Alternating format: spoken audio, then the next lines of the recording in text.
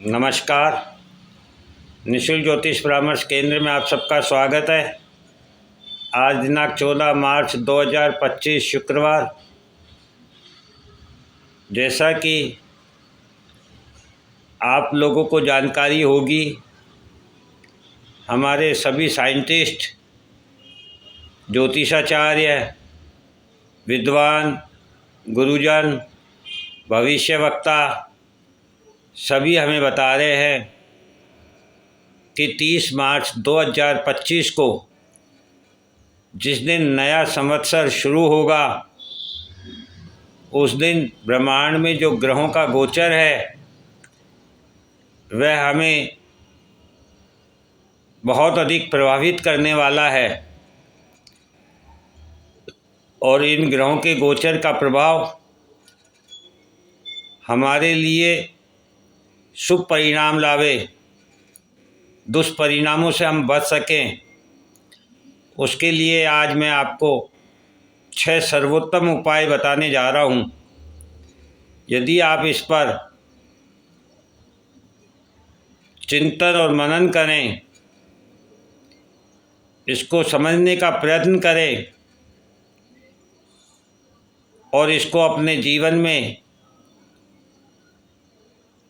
लागू करने का प्रयत्न करें, तो निश्चित रूप से यह गोचर हम सभी के लिए शुभ प्रभावी हो सकता है। अर्थात इसके दुष्प्रभाव से हम सभी लोग बच सकते हैं, क्योंकि ये तो निश्चित है कि आप देख रहे हैं उस दिन जो लग्न बन रहा है वह 12 नंबर राशि का बन रहा है। और 12 नंबर राशि जल तत्व की होती है, जो अनंत सागर को दिखाती है, और लग्न आकाश को दिखाता है। अर्थात जो जल भूमि पर होना चाहिए, भूमि के अंदर होना चाहिए, वह आकाश में स्थित है और अनंत सागर के रूप में है। तो आप सोच सकते हैं, जिस समय वह जल पृथ्वी की ओर बढ़ेगा तो पृथ्वी पर रहने वाले जीवों को कितना और किस प्रकार से हानि पहुंचा सकता है। इसका स्पष्ट तात्पर्य है कि हमारी फसलें उनको नुकसान हो सकता है, जान माल की हानि हो सकती है, बाढ़, भूकंप, सूखा किसी भी प्रकार से प्रभावित हो सकता है।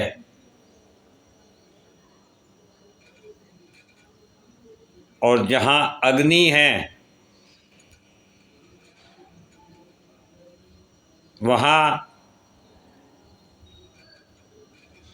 आपके जितने भी सर्वर हैं, उनके जो टॉवर है वे सभी आकाश में हैं, तो उन्हें भी नुकसान पहुंच सकता है। अर्थात आपके कम्युनिकेशन का साधन अवरोध हो सकता है, आपके जीवन में स्थिरता आ सकती है। और ऐसी घटनाओं से बचने के लिए सबसे सर्वोत्तम उपाय जो प्रथम है वह है संगठन। आप अपने परिवार के साथ, अपने कार्यस्थल के साथ, अपनी सोसाइटी के साथ, अपनी कॉलोनी वासी, आपके शहर के, गांव के लोग जिस भी मात्रा में जिस भी प्रकार से आप लोग संगठित हो सकते हैं उतने बड़े संगठन बनाइए। जब आप संगठित होंगे तो आने वाली समस्याओं से लड़ने की आप में क्षमता होगी, क्योंकि संगठन में शक्ति होती है और आप उसका मुकाबला कर पाएंगे। दूसरा सबसे सर्वोत्तम उपाय सेवा है। आज हम सभी लोग अपने जीवन में इतने व्यस्त हैं कि हम सेवा को हायर करते हैं। हम अपने कार्य स्वयं नहीं कर पाते हैं, और जब ऐसी अव्यवस्था होगी तो सेवक आपको प्राप्त नहीं हो पाएंगे। इसलिए वह कार्य आपको स्वयं को ही करना होगा जो आप आज हायर करके सेवा प्राप्त करते हैं। वह घर की छोटी से छोटी व्यवस्था ही क्यों ना हो, तो उसे आप अभी से ही अपने स्वयं के द्वारा करना शुरू कीजिए, ताकि आप अपने घर को, अपनी सोसाइटी को, अपने समाज को व्यवस्थित कर सकें। तीसरा सर्वोत्तम उपाय है परिश्रम। ये जो सेवा हम हायर करते हैं वह सभी कार्य है।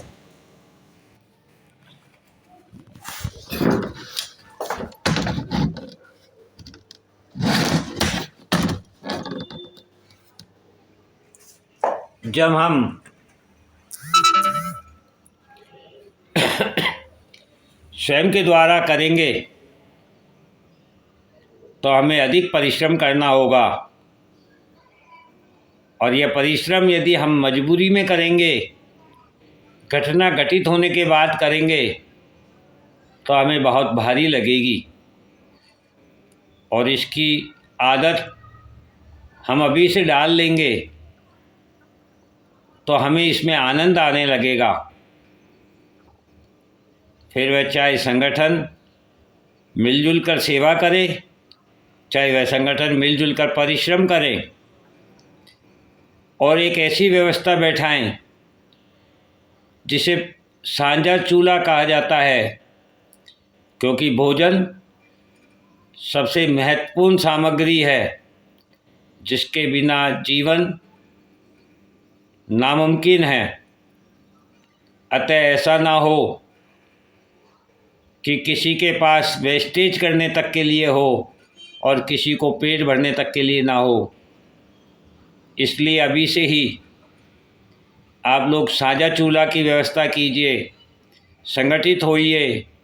फिर वह चाहे परिवार के साथ हो, आपकी सोसाइटी के साथ हो, आपके समाज के साथ हो। तो जब आप जॉइंट भोजन व्यवस्था करेंगे तो आप देखेंगे कि सभी मिलजुल कर उस कार्य को उत्साह के साथ करेंगे, उससे खर्चा कम हो जाएगा, वेस्टेज कम हो जाएगा, और आनंद में दुगनी चौगुनी प्रोग्रेस होगी और जीवन व्यवस्थित हो जाएगा।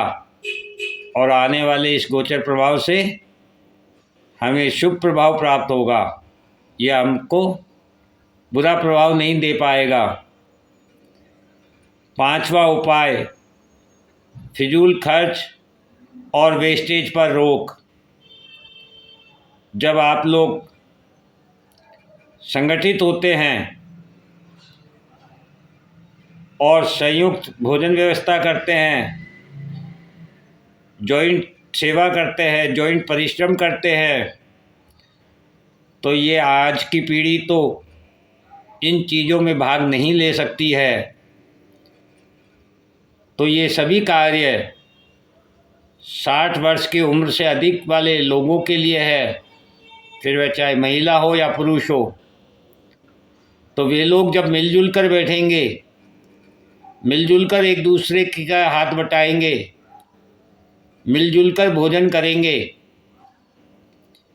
तो हमारी इस नई पीढ़ी को संस्कार सीखने को प्राप्त होंगे, संगठन की शक्ति समझने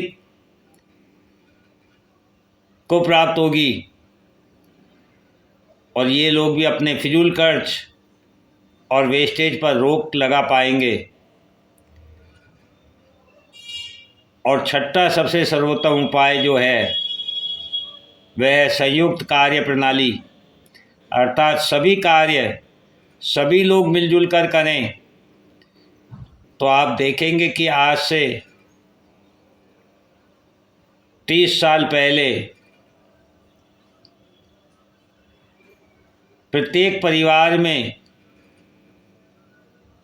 किसी भी घर में कोई भी कार्य हो, जन्म का हो, मरण का हो या परन का हो, अर्थात किसी का जन्म हो या किसी की मृत्यु हो या किसी का शादी विवाह का कार्य हो, तो पूरा मोहल्ला एकजुट हो जाता था और सभी अपनी सेवाएं उस कार्य को पूर्ण करने में देते थे।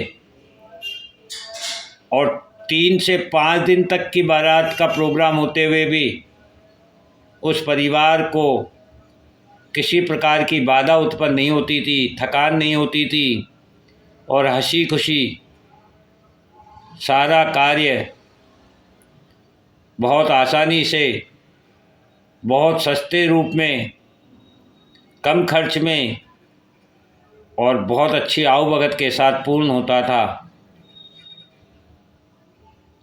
तो आप आज उस कार्य प्रणाली को पुनः लागू कीजिए, विश्वास कीजिए, ये 6 उपाय इस आने वाले समय के लिए सर्वोत्तम उपाय है।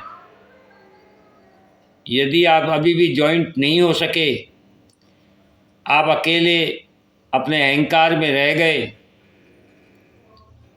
तो निश्चित मानिए आपकी ताकत, आपकी शक्ति, आपका पैसा, आपका पद, आपकी प्रतिष्ठा, आपका सम्मान, आपका ऊंचा मकान, आपकी बड़ी गाड़ियाँ, कोई भी इन ग्रहों के प्रभाव से आपको नहीं बचा सकती है।